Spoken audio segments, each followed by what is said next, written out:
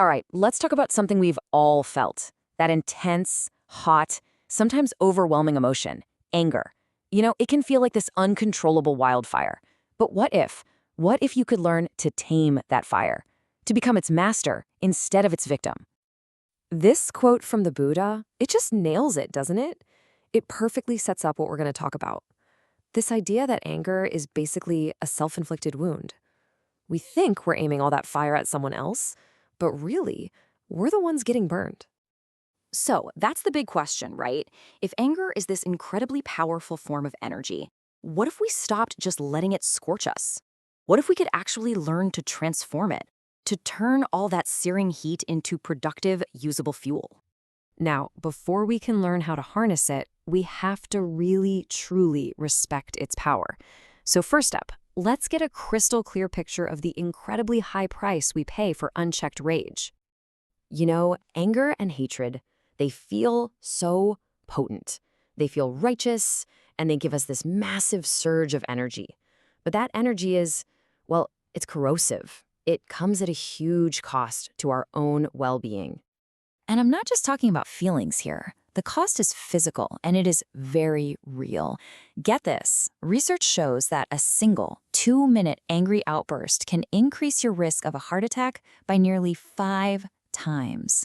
5 times. That is just a staggering statistic. And it doesn't stop with the heart. Chronic anger is like a low-grade poison dripping into your entire system. It weakens your immune defenses, it messes up your digestion, it completely clouds your judgment, wrecks your sleep, and it can even lead to chronic pain. It's a full-body assault. And here's the really wild part. What's happening inside your head? Hatred literally, physically changes the wiring of your brain.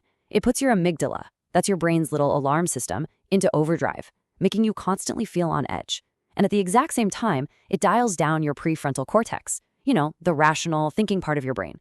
So you end up in this dangerous loop, more reactive, less thoughtful, and seeing threats everywhere you look. Okay, so we've established that anger is costly. We get it. But here's the big pivot, the really important part.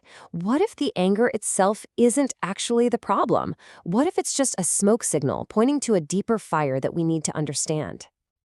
This is such a liberating thought. We often think of intense anger or hatred as some deep primal instinct that we can't change. But it's not. It's learned. We pick it up from our culture, from these us versus them stories, and from our own personal pain. And here's the good news.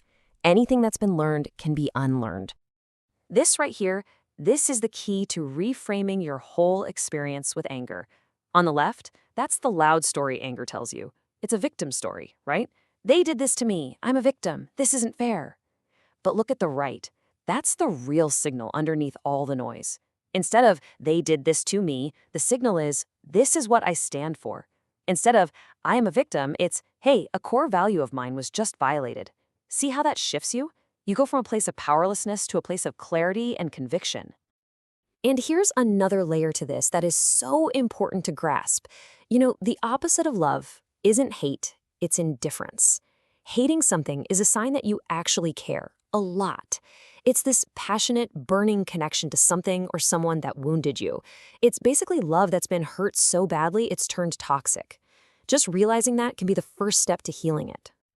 Okay, so we've decoded the signal. Now let's get practical. How do we actually do this? This next part is all about what you could call emotional alchemy. The process of taking that raw, destructive fire and transforming it into clean burning fuel for positive action.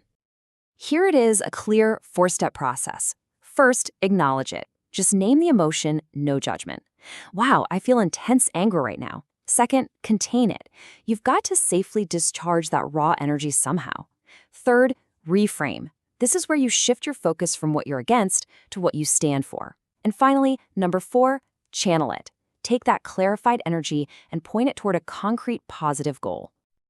So what does this channeling actually look like in the real world?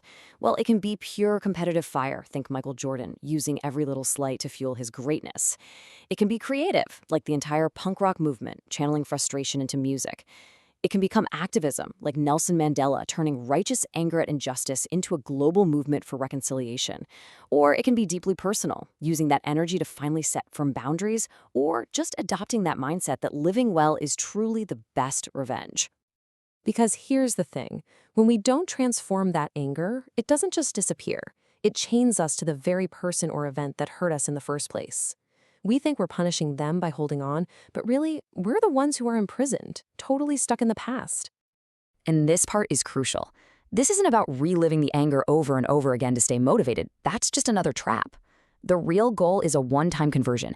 You take the energy from that event, you transform it into a new purpose, and then you move forward, free.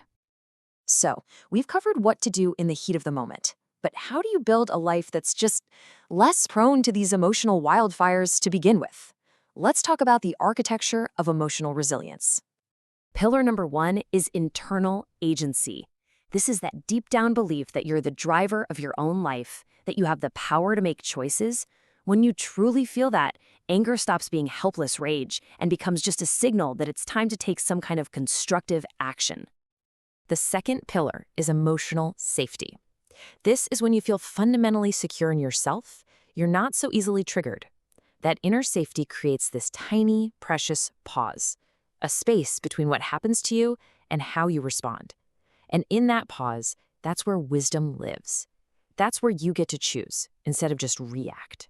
Third, we have self-motivation. When your drive comes from your own internal values, not from external approval, you become so much more resilient. Obstacles aren't personal attacks anymore. They're just puzzles to solve. You're less dependent on things going your way, so you're way less likely to get derailed by frustration. And the final pillar is strength. This is simply the mental and emotional muscle to tolerate discomfort, to feel the heat of anger without being completely consumed by it. You can hold the emotion, examine it, without it taking over the whole show. So let's be super clear. The point of all of this is not to become some kind of robot who never feels anger. Anger is a healthy signal. It's necessary. It tells us when a boundary has been crossed. The goal isn't to avoid the signal. The goal is to stop being controlled by it. And that really brings us to the final thought. Your anger is pure energy. It's raw. It's powerful. It's basically rocket fuel. The question isn't if you'll feel it, because you will. The question is, what will you do with it? So, where are you going to go?